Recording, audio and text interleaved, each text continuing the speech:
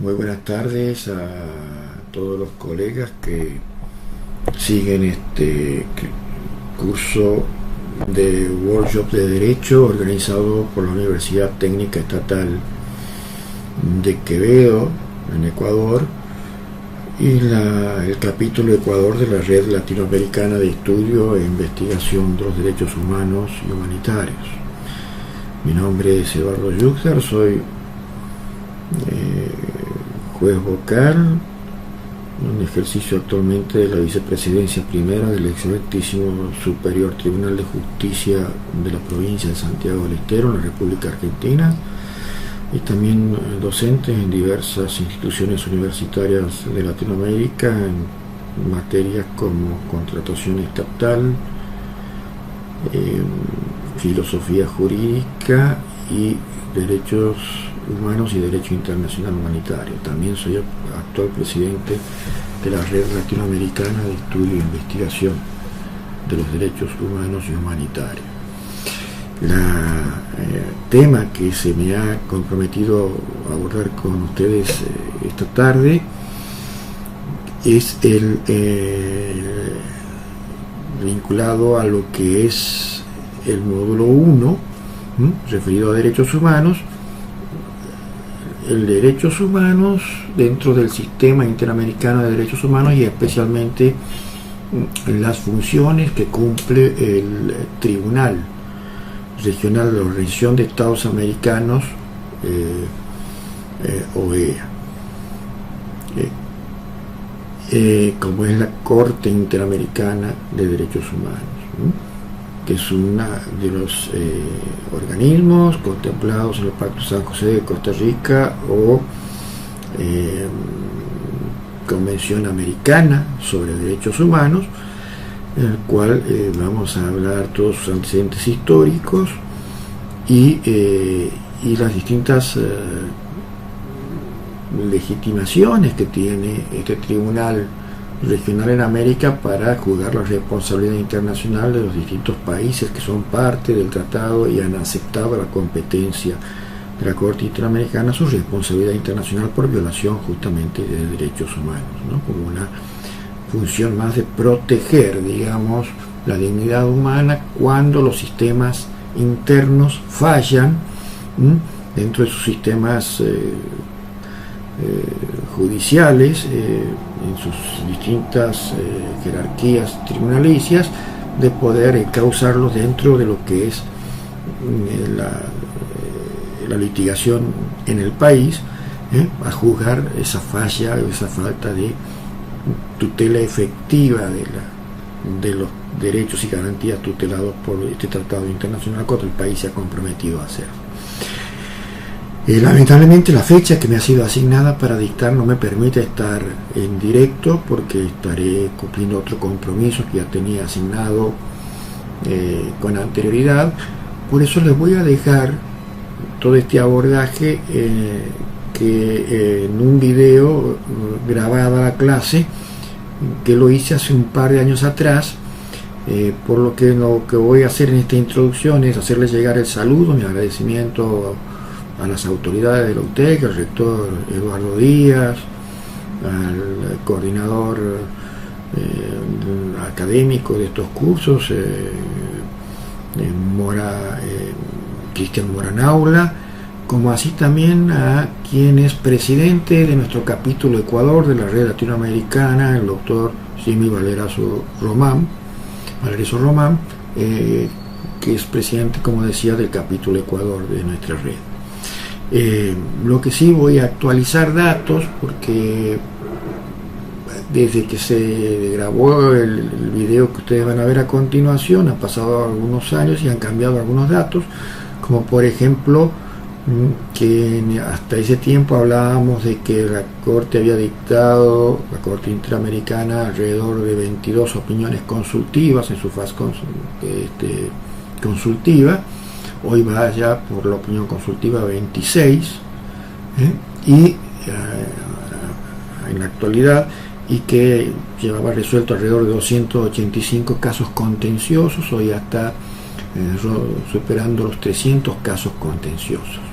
Esos datos sí quería actualizarlos y dejarlos debidamente aclarados, ¿no? Y por ahí hay un lapsus en que digo que el tribunal está en la órbita de Naciones Unidas. No, lo correcto es estar en la órbita de la Organización de Estados Americanos, OEA. No voy a hacer más largo, y a continuación esta presentación y saludo está ensamblado con la clase correspondiente que me ha sido asignado para este workshop. Les dejo un cordial saludo. Me va a tocar hoy a mí abordar en estas minutos siguientes la cuestión vinculada al otro gran organismo de protección de los derechos humanos que tiene el sistema interamericano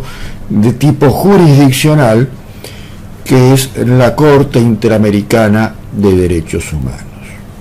Para eso vamos a hacer algunas breves referencias históricas, y arrancamos diciendo que respecto a tribunales de protección de derechos humanos que tienen por objeto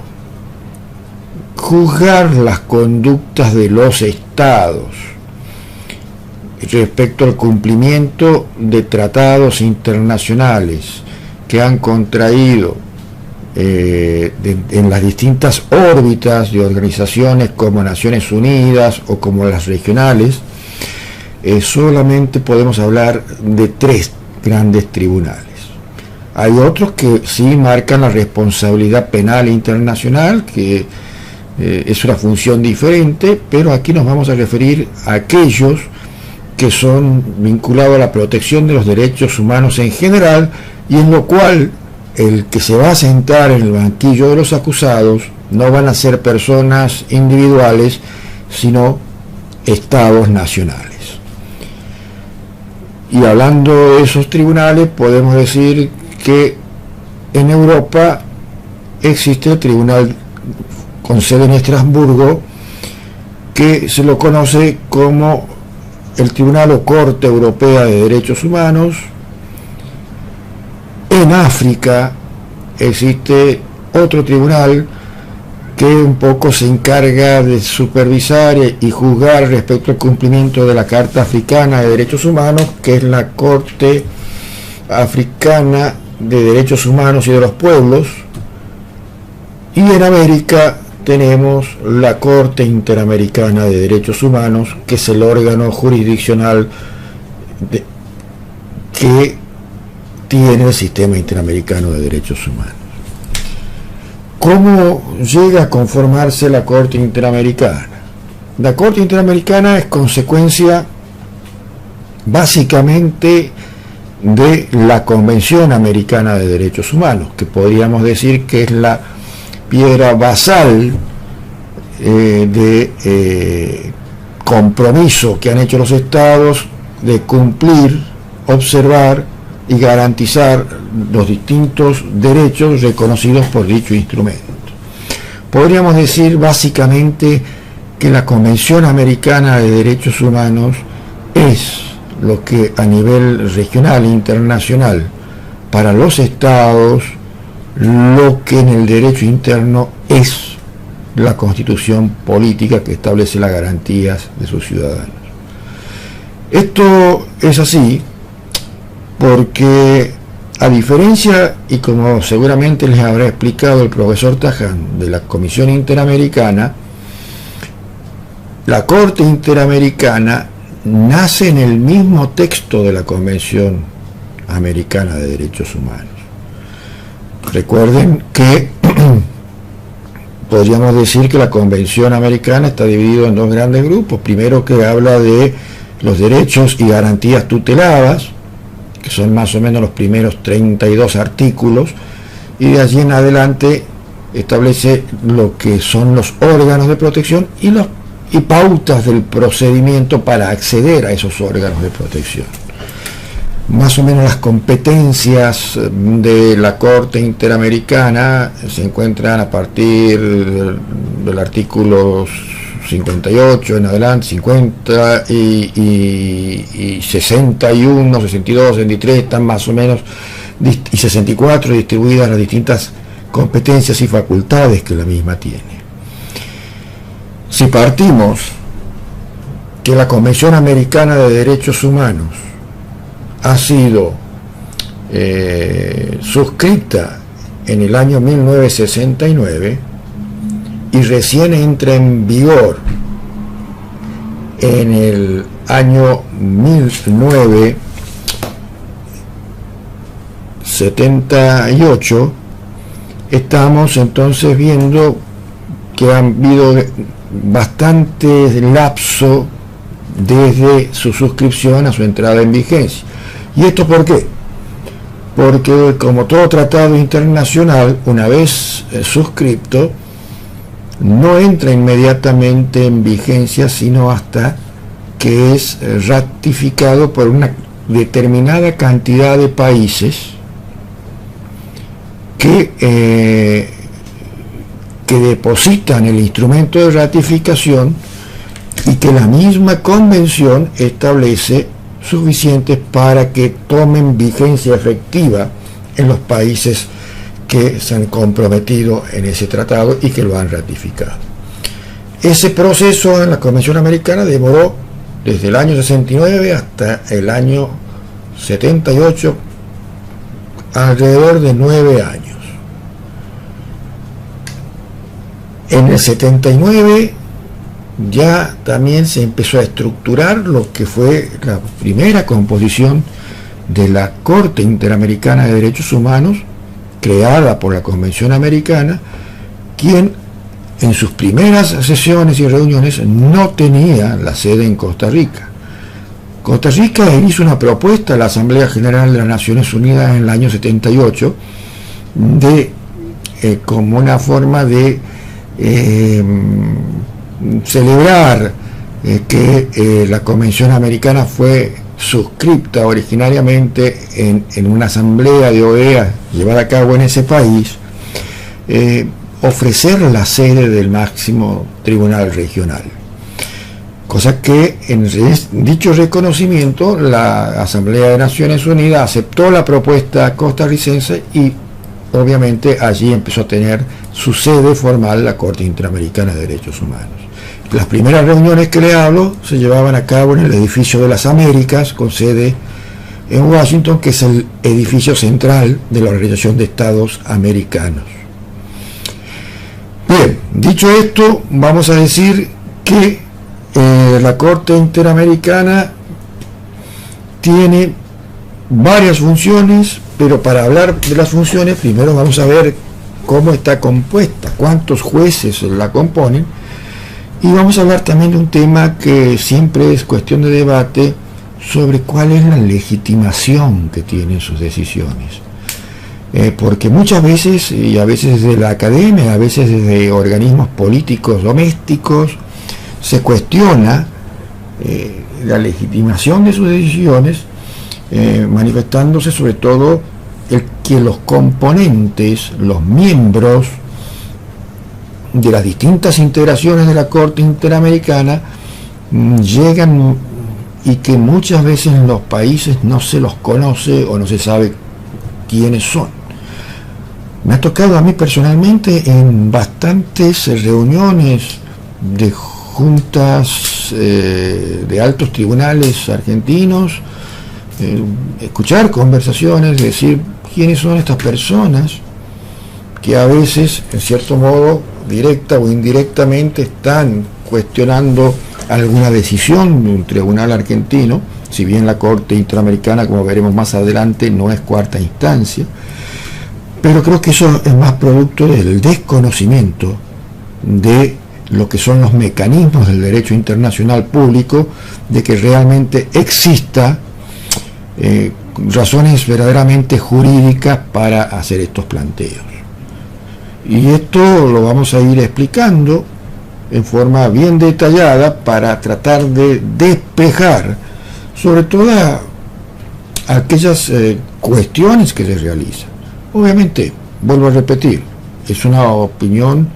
muy personal que tengo, en el sentido de que si tengo que definirme como abogado,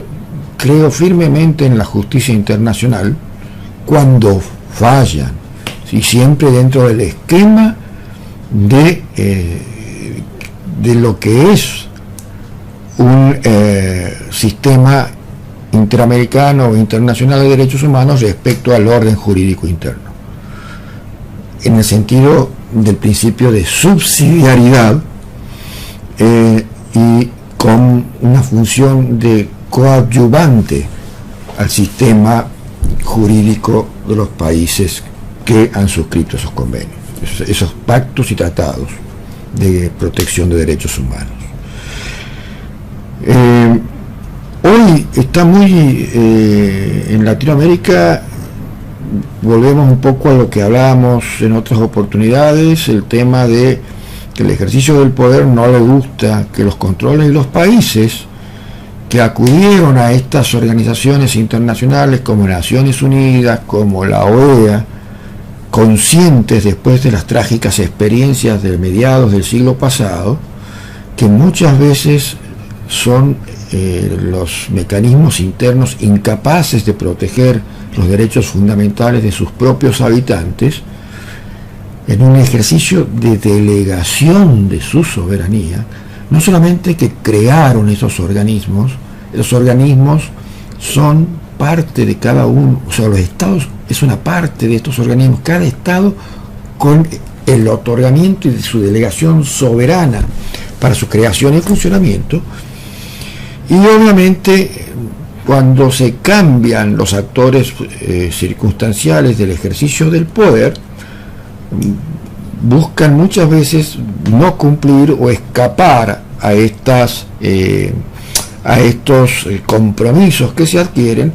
y estamos viendo que en Latinoamérica en especial se está atravesando una verdaderamente fuerte crisis de legitimación de las decisiones tanto de organismos de los comités de Naciones Unidas como sobre derechos humanos, como de la propia Comisión Interamericana y de la Corte Interamericana, lo que ha venido generando preocupación. Y en la tarde en la mañana de hoy justamente se está dando, y estamos hablando al día 20, estamos de octubre de 2017, una conferencia sobre grupos vulnerables que se está dando en la ciudad de Panamá, y donde intervienen la mayoría de los jueces de la Corte Interamericana como ponentes, y también intervienen muchos funcionarios como secretarios y funcionarios de distintos organismos y organizaciones de OEA y de la Comisión Interamericana. Abordaron este tema de que hay una crisis no solamente en lo financiero para el sostenimiento de estos órganos de control, monitoreo y protección, sino que además también muchos inconvenientes a la hora de hacer cumplir sus resoluciones y sus sentencias de condena internacional, como en el caso de la Corte Interamericana. Es un proceso que se viene dando, y como lo hemos dicho en varias oportunidades, sin mirar el color político que tenga el país sobre el cual ha caído una decisión, y que no le cae en gracia a sus autoridades políticas. Y cuando hablo de autoridades políticas, hablo de cualquiera de los tres poderes que componen los estados democráticos latinoamericanos. Me refiero a los poderes ejecutivos, parlamentarios o legislativos, e incluso poderes judiciales, como veremos a lo largo de esta exposición.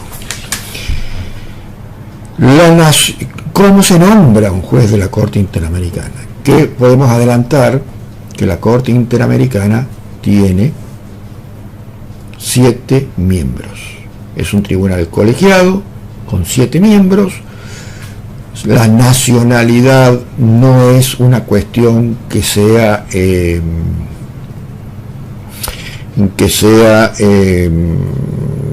rotativa. Son designados por la Asamblea General de la OEA,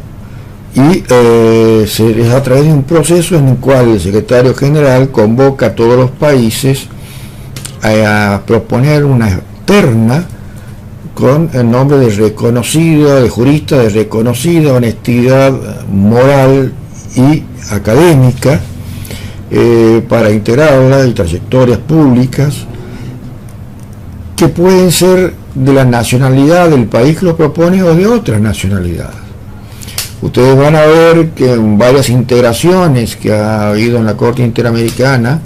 ha habido jueces de nacionalidad norteamericana sin que Estados Unidos haya suscrito la Convención Americana de Derechos Humanos, ni tampoco haya aceptado la competencia de la Corte Interamericana, mucho menos, si no ha suscrito el tratado en donde se le reconoce todas las competencias y funciones y facultades, mucho menos ha aceptado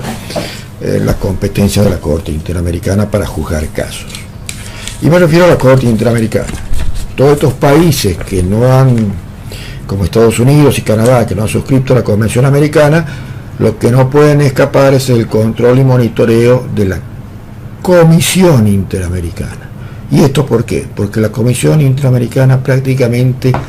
nace de la mano de la Carta de OEA. Y la Carta de OEA es el instrumento por el cual le da nacimiento a la organización, y prácticamente desconocer a la Comisión Interamericana es como desconocer que son miembros de OEA. No se puede ser miembro de OEA y desconocer la existencia y las facultades que tiene la Comisión Interamericana. Por eso sabemos muy bien que las cárceles de Guantánamo ha sido de constante preocupación de la Comisión Interamericana. Eso seguramente también le ha hablado el doctor Taján, a pesar de que Estados Unidos, por ejemplo, tiene esta situación particular. Pero, ¿qué pasa? ¿Cómo se hace la elección? Cada país propone esa terna y, según las vacantes que ha convocado el secretario, en una asamblea deciden por votación, y el que saca más votos de esos propuestos obviamente pasa a formar parte de la integración de estos 7 miembros. ¿Cuál es la duración que tiene en el cargo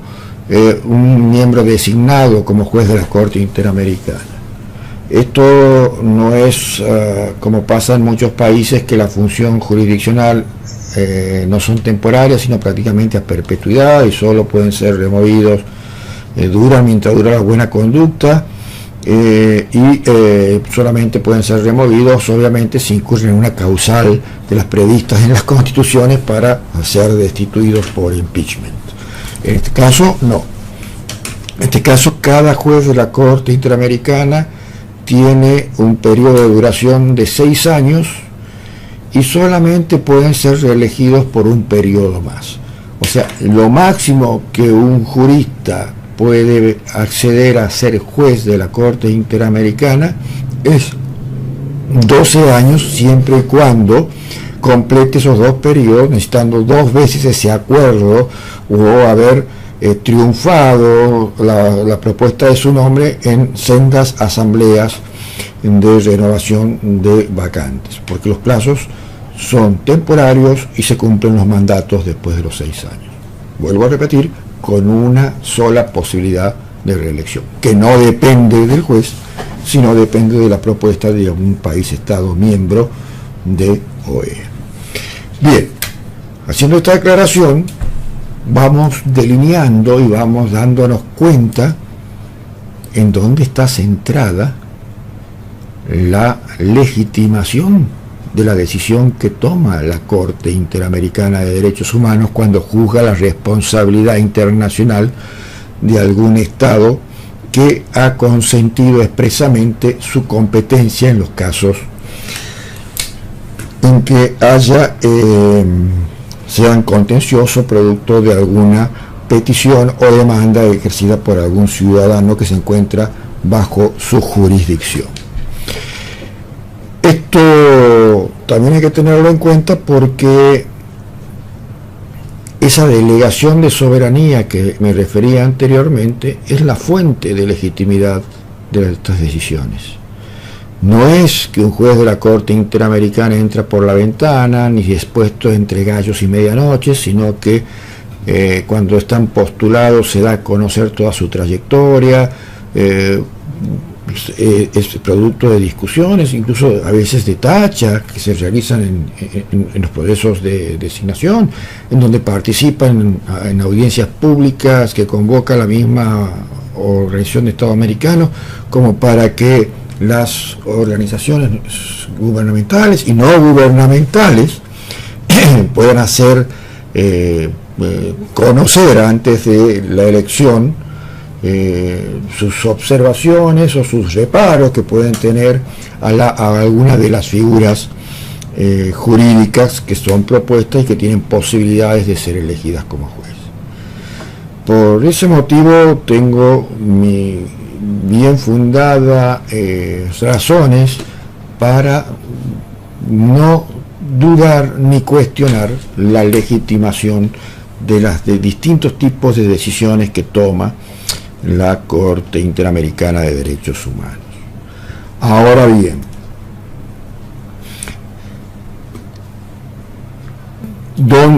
la sede hemos hablado que es Costa Rica y ahí está donde se realizan las audiencias por lo general que se convocan durante los casos. Ahí trabaja todo el personal que se tiene a cargo. Ahí está la Secretaría de la Corte Interamericana, pero no necesariamente los jueces tienen la obligación de residir en San José. Los jueces pueden seguir residiendo en sus asientos naturales de domicilios,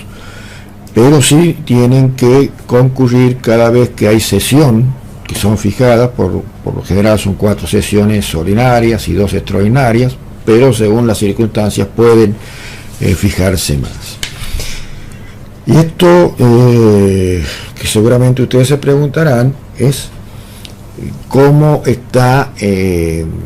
cierto modo, legislada las funciones de la Corte Interamericana. Esto ya lo hemos dicho, básicamente está en los artículos de la Convención Americana, donde se legisla, por decir así, sobre la existencia del tribunal y sus atribuciones, y después también tiene un estatuto, que sería, salvando diferencias, lo que son las leyes orgánicas de los tribunales en los países, en los distintos países dentro del derecho interno. Es el Estatuto de la Corte Interamericana, el cual fue dictado el mismo año que la Corte empezó a sesionar, en 1979. Ese estatuto también va con más detalles, desarrolla todas las atribuciones que en forma general se establecen en la Convención Americana, con más detalles, pero aparte del estatuto, en el año 2010 también fue necesario dictar un reglamento. Todo esto también para, en cierto modo, precisar con mayor detalle no solamente facultades del tribunal, sino también cuestiones vinculadas al procedimiento de litigación cuando son llevados casos por la Comisión Interamericana para ser juzgados por el tribunal, o ya sea tanto en la competencia o todas las funciones que cumple, tanto su competencia contenciosa como consultiva, que vamos a ver que son las dos grandes esferas de funciones que cumple la Corte Interamericana.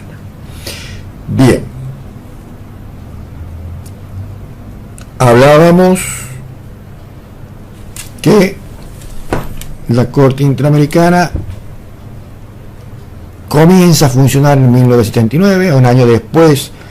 que entra en vigor la Convención Americana de Derechos Humanos, más o menos a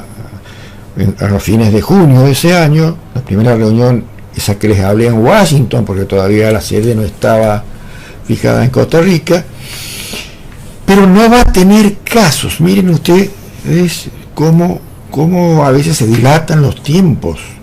en los mecanismos del derecho internacional público. Convención Americana, suscrita en 1969. Dentro de la Convención Americana se establecía la creación de la Corte Interamericana. Recién entra en vigor, al conseguir los números necesarios de ratificación, en julio del 78, hasta ahí 9 años, que estaba legislada en el texto de la Convención, la Corte Interamericana, pero todavía no existía. Empieza a funcionar en el año 1979, pero su primera actuación concreta va a ser no en una función contenciosa, o sea, no resolviendo una petición, una denuncia propiamente dicha, sino en la esfera que se llama en una opinión consultiva, que es la opinión consultiva número 1, o de otros tratados que lo hemos conversado a veces en el grupo de tutoría, que se remonta al año 1982, al año en que sale la primera opinión consultiva. Y ahora, ¿qué pasa con la función contenciosa? Cuando la Corte Interamericana empieza a actuar como tribunal en técnicamente un proceso contencioso entre un ciudadano o ciudadana que se le ha violado sus derechos o sus familiares y un Estado demandado por violación de derechos humanos. Eso no va a ocurrir hasta recién en el año 1987, que es cuando empieza a actuar en el primer caso contencioso que llega a la Corte Interamericana. ¿Cuál es? El que han trabajado en el módulo 1, que es el caso Velázquez Rodríguez contra Honduras. Ese caso es el primero que empieza con una medida de excepción que es propuesta porque antes de empezar el juicio propiamente dicho internacional empezaban a morir todos los testigos, entonces tuvo que dictarse también medidas provisionales, que ya vamos a explicar qué es, porque si no se hubiera quedado el caso sin ningún tipo de prueba, porque misteriosamente empezaron a desaparecer todos los testigos que conocían o que podían aportar pruebas de la desaparición forzosa. Ustedes lo han estudiado en profundidad hasta hacer el trabajo de este joven hondureño en el que había desaparecido en primer lugar y después se fue todo su derecho a su integridad personal, física y todo como bien han detallado en los buenos informes que hemos recibido y que estamos terminando en este momento de calificar. Vean, el texto de la convención suscrito en 1969 y primer caso contencioso en 1987, casi 20 años después, 18 años. Todo lo que ha costado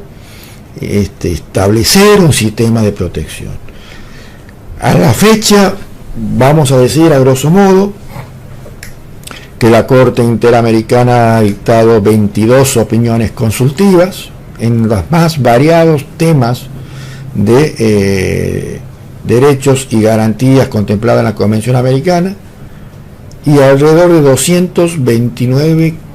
casos resueltos en fondos, porque vamos a ver que los casos, las sentencias de la Corte Interamericana son de distintos tipos.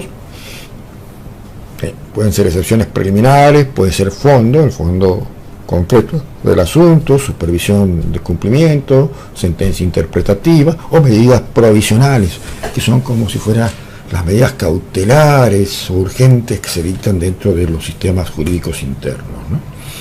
Bien, esto es un poco complejo y lo que no vamos a hacer en esta parte del módulo, a tratar de hacer todo un abordaje de lo que es la litigación internacional ante la Corte Sistema Interamericano y la Corte Interamericana, pero sí son pautas que no podemos desconocer a la hora de saber mínimamente cuál es la misión que tiene la Corte Interamericana y cómo hace para poder desarrollar esa función que le ha atribuido la Convención Americana de Derechos Humanos, como tribunal jurisdiccional que puede decretar la responsabilidad internacional de un Estado miembro por violación a los derechos humanos. Hay un antecedente muy claro también en el año 1981, que es el caso de la señora Viviana Gallardo, que justamente denuncia a Costa Rica por violación de derechos humanos. ¿Qué pasó allí? El país anfitrión de la sede, al poco tiempo de ofrecerle e instalarse sede, es el primero que es llevado el caso ante la Comisión Interamericana. Acuérdense que la comisión tiene su sede en Washington, en el edificio de las Américas, perdón. Y ¿qué hace Costa Rica? Costa Rica se presenta ante la Corte Interamericana y le dice: mire, yo vengo a renunciar y a acotar el trámite, no quiero la intervención de la Comisión Interamericana, directamente quiero que el caso pase al tribunal y quiero la apertura de la vía contenciosa tribunalicia ante su sede. Allí saca una resolución la Corte Interamericana en donde solventa un poco la función de la Comisión Interamericana y prácticamente dice que ningún caso, salvo que sea una cuestión de urgencia, como vamos a ver más adelante, que justifica las medidas provisionales, e incluso así también a veces sí o sí todo tiene que pasar primero por la Comisión Interamericana. O sea, si alguien tiene que acudir porque ha agotado los recursos internos a la jurisdicción interamericana, no puede ir directamente, ya sea Estado o sea peticionario, parte afectada. Siempre se debe recurrir a la Comisión Interamericana y sustanciar todo ese proceso, que no voy a volver atrás porque ha sido muy bien explicado por el profesor Taján, y recién atrás, en los casos que corresponda, ese y sustanciado ante la Comisión Interamericana, eventualmente el caso puede llegar a ser elevado para el entendimiento de la Corte Interamericana de Derechos Humanos. Y eso quedó claramente establecido en ese caso de Viviana Gallardo contra Costa Rica de 1981, donde la Corte dijo: no vamos a intervenir porque se está saltando un paso establecido en la Convención Americana que no se puede violar ni obviar. Por eso, oficialmente, el primer caso que llega a la Corte Interamericana es el de Velázquez Rodríguez contra Honduras. Esa es la explicación de todo el proceso, de cómo empezó a dar los primeros pasos en la etapa contenciosa de la Corte Interamericana. En cambio, al poco tiempo de entrar en funcionamiento, a no más de 2-3 años, sí, tuvo que apelarse a lo que se llama la opinión consultiva. Y antes de entrar en detalle de estas funciones específicas, tanto opinión consultiva como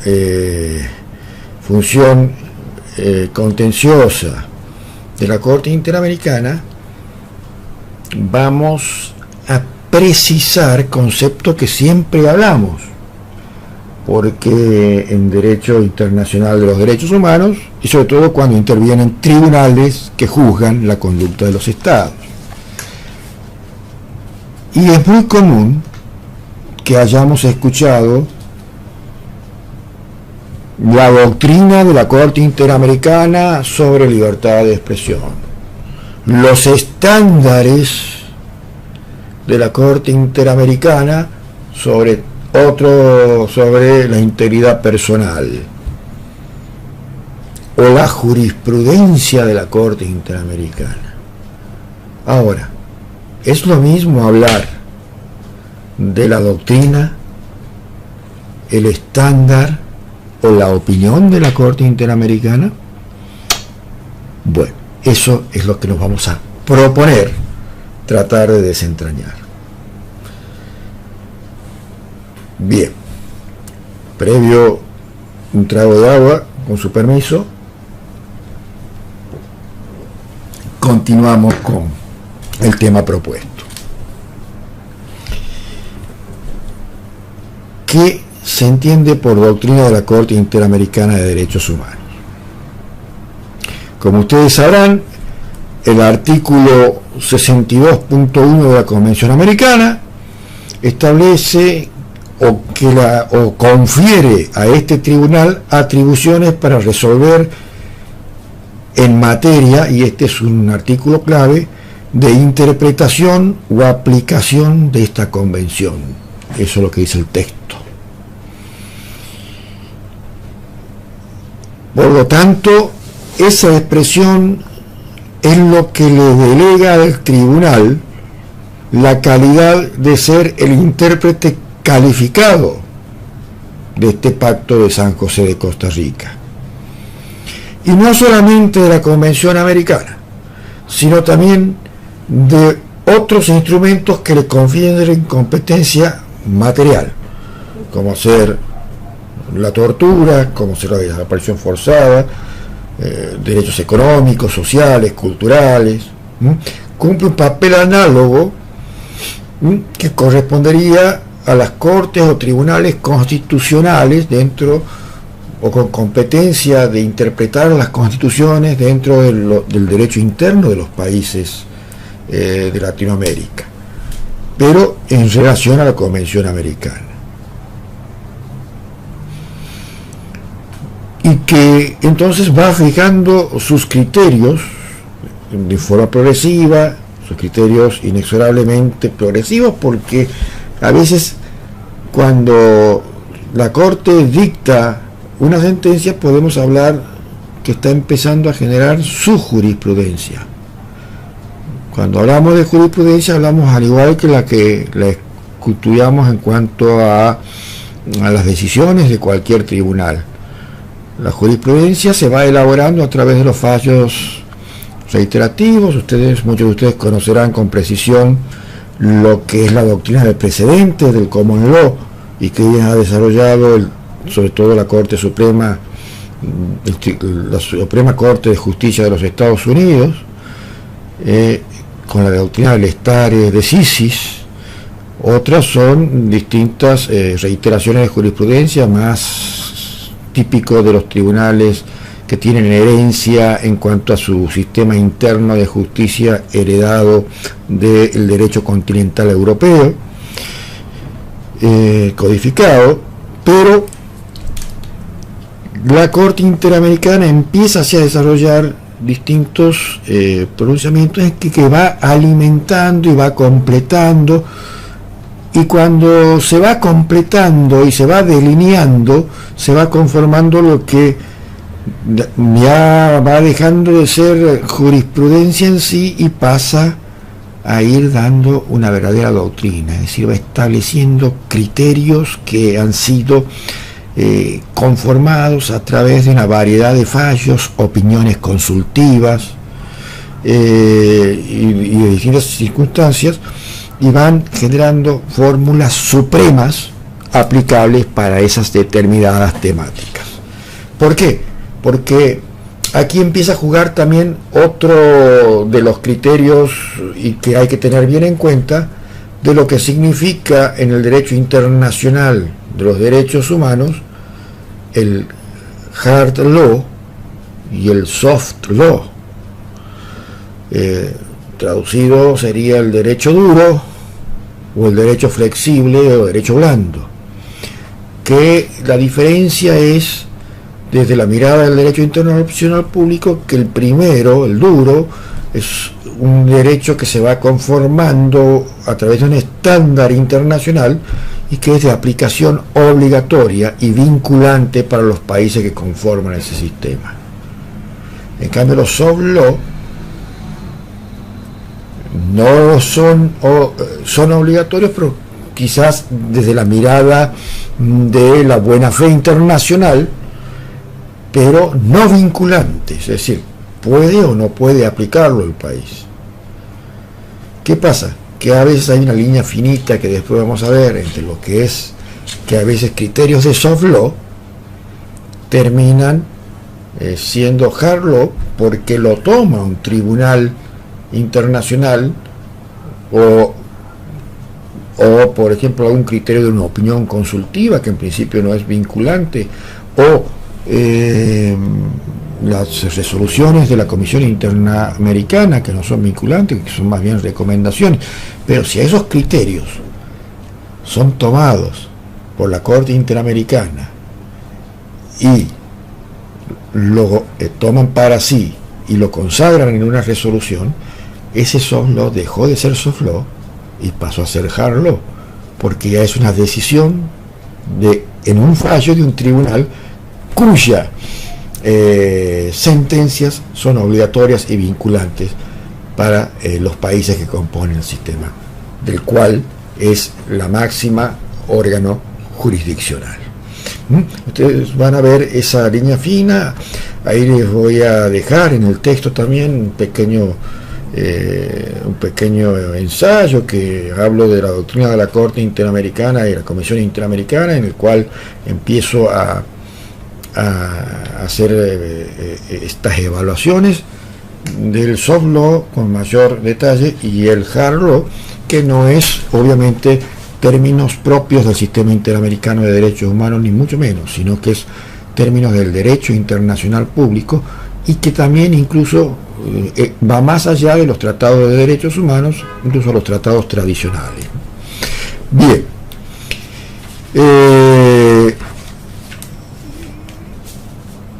entonces esa doctrina de la Corte Interamericana se conforma por tres órdenes.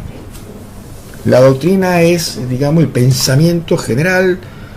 vinculado a un tema que lo establece la Corte Interamericana, por lo tanto, hard law, que hablábamos. ¿Y de dónde se genera esta doctrina? Tiene tres fuentes directas: los estándares, la jurisprudencia que va dictando por cada fallo que va dictando la Corte Interamericana, y obviamente de sus opiniones, y dónde se encuentran las opiniones de la Corte Interamericana, específicamente en las opiniones consultivas. Entonces, desde esa perspectiva podemos decir que los estándares en derechos humanos son cuerpos de principio. ¿Se acuerdan el módulo 1? Básicamente, para hablar de derechos humanos, más que de reglas, tenemos que hablar de principios, en los cuales se expresan los puntos mínimos de consenso de la comunidad internacional acerca de los principales temas de agenda, desafíos, criterios, objetivos que deben orientar a un diseño y a la implementación de las políticas y legislaciones nacionales en materias de derechos humanos. Cuando el artículo 1 de la punto 1 de la Convención Americana de Derechos Humanos dicen que los estados están obligados a respetar, tutelar y garantizar los derechos establecidos en la Convención Americana, está justamente diciendo que tiene que respetar los estándares que ésta genera en base a los enunciados y principios mínimos que están establecidos en la Convención Americana y que van a ser objeto de enriquecimiento a través de los órganos naturales de aplicación de estas garantías en el sistema interamericano de derechos humanos, como la Comisión Interamericana y como la Corte Interamericana, con las distintas funciones y alcance que cada uno de ellos tiene. Porque en general son nacidas del consenso que van tomando los estados miembros, los estados partes, orientando cuál es el diseño de implementación de políticas legislativas. ¿Y eso por qué? Porque tenemos el artículo 2, cuando dice los estados parte también tienen la obligación de adecuar su legislación y sus procedimientos a lo que son estos enunciados mínimos de la Convención Americana. ¿Y por qué hablamos de enunciados mínimos? porque lo que está fijado en estos estándares para el Estado parte no pueden bajar de ese piso. Cualquier legislación que el Estado quiera poner de así para adelante tendrá que ser mejorando el grado de protección que establece la propia Convención. Y podemos decir que una disposición de un consejo deliberante, de una alcaldía, de una municipalidad, puede tener más relevancia en la protección de derechos humanos que los mismos enunciados abiertos de principio de la Convención, porque la Convención claramente lo dice, que son enunciados mínimos de protección, que el Estado menos que eso no puede dejar de proteger, pero sí puede generar legislación. La adecuación no quiere decir que se adecue a los estándares mínimos, sino que se debe adecuar al mínimo del estándar, que es otra cosa. Porque si ya tiene un estándar en la legislación interna superior al estándar mínimo del sistema interamericano, no puede bajar por el principio de progresividad. Y se aplica directamente aquella disposición local. Por eso se habla de que la aplicación del sistema interamericano, de los estándares del sistema interamericano, es de aplicación subsidiaria, porque se lo va a aplicar únicamente cuando la legislación de ese Estado saque una norma o una práctica referida a estas garantías que proteja por debajo del mínimo que establece. Entonces ahí sí se va a meter en la ley de ellos, señores, ustedes despacito, ustedes tienen que adecuar esa ley, si era antes, y si la han dictado, no la pueden hacer valer porque no va a ser acorde a la Convención Americana. Y el artículo 2 es claro, deben adecuar sus procedimientos, sus legislaciones a esta mínimamente, porque lo que dice la Convención no es un máximo de beneficios para la protección de los derechos humanos, es un mínimo, es un piso, no un techo. Si ustedes ponen un techo, mejor, ahí no nos metemos porque no hace falta. No somos una jurisdicción que se va a meter a querer sobrepasar su soberanía jurídica en la medida que ustedes mismos no hayan traicionado su soberanía jurídica al concurrir a los órganos o a las comunidades internacionales de Estado a decir que, haciendo una delegación de soberanía, me voy a aferrar a que mis estándares legislativos de protección y prácticas y acciones van a estar siempre por arriba. Yo afirmo que nunca voy a estar por abajo como Estado, pero sí puedo estar por arriba, y cuando yo estoy por arriba no tiene por qué meterse la jurisdicción internacional. Es así de sencillo y claro. Las mezquindades, los intereses políticos, el pensamiento utilitario a ultranza de intereses económicos en muchos casos, llevan a que se tejan montones de intrigas y de sospechas sobre organismos internacionales, o que han sido invadidos por los grupos de izquierda o por los grupos de derecha, según quien lo mire. Hay países que han denunciado la Convención Americana diciendo que atacaban una conformación de un Estado de izquierda que era el progreso de la nación y que los intereses imperialistas querían entrar. Hay otros que, practicando políticas extremas de un capitalismo utilitario sin ningún tipo mínimo de ética, avasallan los derechos esenciales de la población común, dicen que está cooptada por sectores de izquierda. O sea, el que realmente quiere ver la realidad va a ver que lo que se busca con todas estas discusiones, a veces, quizás algunas decisiones puedan influir los países hegemónicos, eso también es cierto, pero en la mayoría de los casos, lo que se quiere hacer es eludir esa responsabilidad que con anterioridad se acordó concitar. Entonces ahí vamos generando lo que es el estándar, lo voy a repetir, son cuerpos de principios que expresan puntos mínimos de consenso dentro de la comunidad internacional que los estados que lo componen deben respetar. Siempre acuérdense, el sistema interamericano de derechos humanos tiene enunciados mínimos de protección y por lo tanto un estado que siempre esté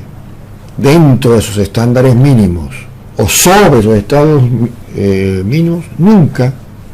tendrá problemas con el sistema interamericano, y el sistema interamericano nunca interferirá dentro de lo que es su orden jurídico. Y si interfiere porque baja ese estándar mínimo que se ha comprometido a mantener, no es que es no es inmiscuirse en asuntos internos, sino que el propio Estado, al suscribir y comprometerse ratificando esos instrumentos, ha dado la autorización que así lo haga, porque está queriendo decir que he perdido el control político e institucional y no quiero que si a mí me pasa y no puedo contenerlo, que se avasalle y que se llegue a extremos de un total desprecio de la dignidad humana de mis ciudadanos. Entonces, si caigo en un estado de inconsciencia tal, autorizo que la comunidad internacional, mediante sus mecanismos jurisdiccionales, pueda entrar y poner orden, declarando una responsabilidad internacional. Ese es el esquema y esa es la verdadera finalidad, que si se respetara, hoy viviríamos en una región mucho más ordenada, mucho más pacífica, y que todos nuestros componentes no tendríamos grietas, no tendríamos oposición que es aplastada, o oposición que busca destituir ilegítimamente a las autoridades legítimamente constituidas, etcétera, etcétera, etcétera. Bien, creo que con esto vamos poniendo énfasis en lo que es un estándar de derechos humanos y lo que es un estándar dentro de lo que es el sistema interamericano de derechos humanos, que es muy parecido a los otros sistemas regionales de derechos humanos y los internacionales sostenidos por Naciones Unidas. Bien, todo esto que les digo es porque los compromisos de los estados no tienen que ser meramente retóricos. No sirven compromisos retóricos, o lo que en la Argentina decimos jarabe de pico. Yo respeto los derechos humanos porque he firmado todos los tratados. Bien, ¿y de qué vale que lo firmemos si no lo cumplimos? ¿De qué vale si a la hora de que nos condenan no hacemos lo de enojados? Que no? Entonces, eso es hablar de implementación retórica de los tratados, que es una gran falacia, una gran mentira, una gran hipocresía y un gran fetichismo, al estilo de fetiche platónico. Y esto creo que deben comprender los que ejercen el poder y ejercemos el poder, sea la esfera que nos toque ejercer. El día que no nos sinceremos con una honestidad intelectual,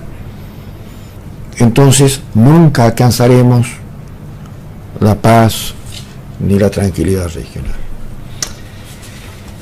No puede haber democracia, y lo digo con todas letras, sin derechos humanos. No sirve la democracia formal, que solamente se tipifica en ganar elecciones y conforme los mecanismos constitucionales de mayorías y minorías, si es que no tiene un contenido sustancial y material, que es el respeto de la dignidad humana. Lo demás son medios. La dignidad humana es un fin, y eso ha quedado debidamente demostrado cuando estudiábamos el módulo 1. Por eso siempre vamos a estar vinculando todos estos módulos, volviendo a esos principios básicos, esos bienes básicos de los derechos humanos, y a los fines últimos de los derechos humanos, que es la dignidad humana, sobre el cual va a girar todo este curso y girará todo tipo de legislación que se quiere estudiar, que tendrá que respetar estos estándares mínimos. Bien, si queremos vivir dentro de lo que es un Estado y sociedad democrática de acuerdo a la Convención Americana de Derechos Humanos. Estos puntos mínimos exigidos de todas partes son valiosos recursos que se ponen a disposición de los mismos, y es la única forma de que se puedan impulsar estrategias nacionales y constituir legítimamente grandes consensos sociales y políticas en el ámbito doméstico, y que va a dar credibilidad en la comunidad interna e internacional a ese país. Un país que desprecia los derechos humanos, sepan que no va a haber ningún tipo de interés de que nadie quiera desarrollar e invertir, porque así como si yo fuera un empresario, si violan los derechos humanos de sus propios ciudadanos, yo que soy un extranjero, ¿quién me garantiza que mi inversión no me la van a pasar por arriba y la voy a perder? Es una cuestión lógica. Entonces, decir que le vamos a dar todas las facilidades a los inversores que vengan, pero si no hay una seguridad jurídica y basada en los derechos humanos, sepan que si leen cualquier índice de riesgo país de todas estas empresas que no piensan en los derechos humanos, pero sí lo van a tomar como guía para decidir su inversión o no en un determinado país o área. Estas orientaciones generales, volviendo con el tema de los estándares,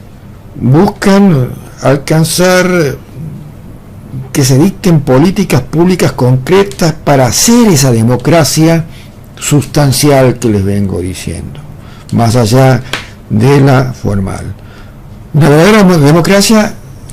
tiene que contener los dos tipos, la formal y la material. Una sola no alcanza. La Corte Interamericana fija estándares y a través de esos estándares alimenta su doctrina mediante su función jurisdiccional, entonces, y su función consultiva. Muchas gracias. En el próximo continuamos con en la próxima clase ya continuamos a desarrollar los distintos matices de la función jurisdiccional y la función consultiva. Gracias.